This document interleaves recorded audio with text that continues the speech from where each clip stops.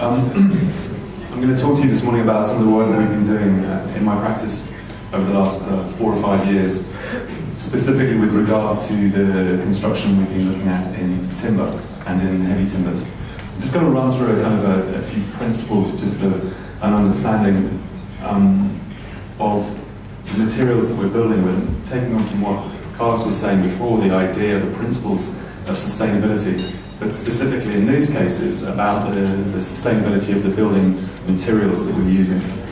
So the building industry is a big contributor to the emission of greenhouse gases and to carbon dioxide in the atmosphere. 40% of the consumption of the world's resources are taken by the construction industry, 25 to 40% of the consumption of energy, 30 to 40 consumption emission of greenhouse gases. What I've done with all of these figures is I've given a range, because this is the people, this is the industry, and this is Friends of the Earth or Greenpeace. So taking the range of figures there.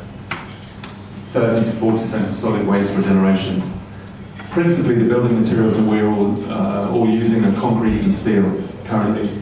Concrete is responsible for between 5 and 8% of global greenhouse gas emissions. That is a figure which is sharply rising, specifically in China at the moment.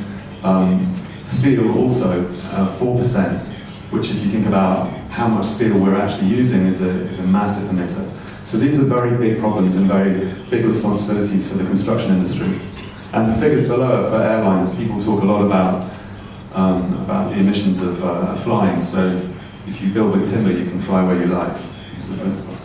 So wood is a viable alternative to steel and concrete. That is the message of our practice. That is the work that we're looking at.